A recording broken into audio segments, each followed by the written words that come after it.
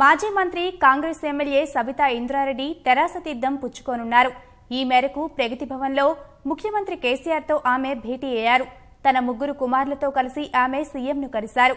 సబితా కుమారుడు కార్తీక్ రెడ్డికి Chevella MP ticket ఇవ్వాలని ఆమె ముఖ్యమంత్రిని కోరే అవకాశం ఉంది.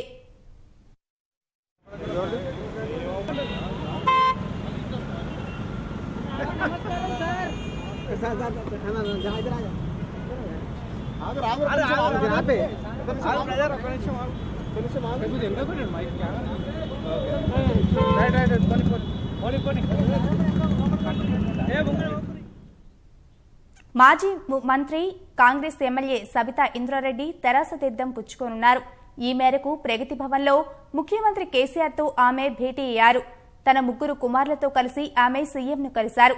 సబితా కుమారుడు కార్తీక్ రెడ్డికి చేవెళ్ల ఎంపీ టికెట్ ఇవ్వాలని ఆమె ముఖ్యమంత్రిని కోరే అవకాశం ఉంది.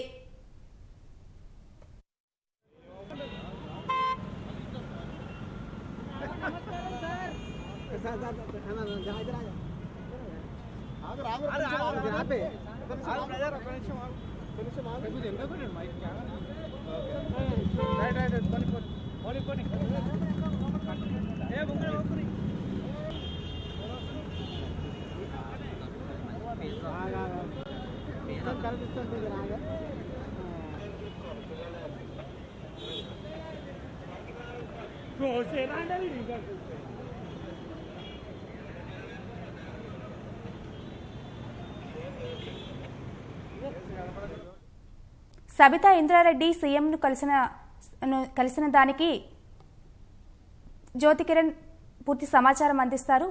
జ్యోతి కిరణ్ చెప్పండి, తాజా సమాచారం ఏంటి? మౌనిక, కాంగ్రెస్ ఎమ్మెల్యే సబితా ఇంద్రారెడ్డి కాసేపటి క్రితమే ప్రగతి భవన్ లో ముఖ్యమంత్రి కేసీఆర్ ను కలిశారు.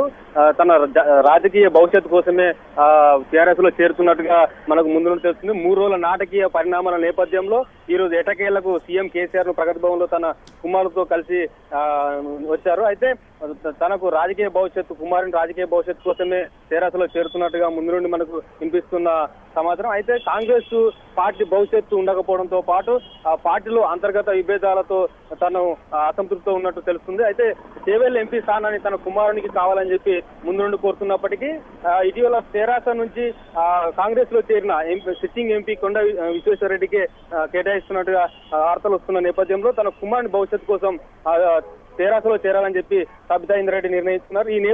ఈ వార్తల నేపథ్యంలో కాంగ్రెస్ పెద్దలు ఉత్తమ్ కుమార్ రెడ్డి గాని రేవంత్ రెడ్డి గారు బుజ్జగించేందుకు ప్రయత్నాలు చేసినప్పటికీ సబితా ఇంద్రారెడ్డి తెరాసలో చేరాలని నిర్ణయించుకున్నారు. కాసేపటి క్రితమే ప్రగతి భవన్ చేరుకొని ముఖ్యమంత్రి కేసీఆర్ తో సంప్రదింపులు జరుపుతా ఉన్నారు. అయితే తమ డిమాండ్లను కేసీఆర్ ముందు ఉంటున్నారు. అయితే ఈ రోజు చేరుతారా లేదా అనే విషయం అనేది ఇంకా స్పష్టత రావాల్సింది. చేవెళ్లలో నిర్వహించే భారీ బహిరంగ సభ ద్వారా పార్టీలో చేరాలని చెప్పి సబితా ఇంద్రారెడ్డి భావిస్తున్నట్టుగా తెలుస్తుంది.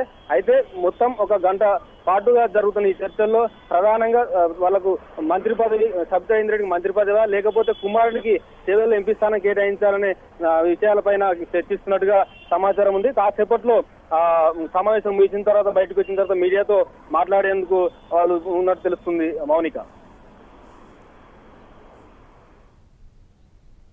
ధన్యవాదాలు జ్యోతి కిరణ్.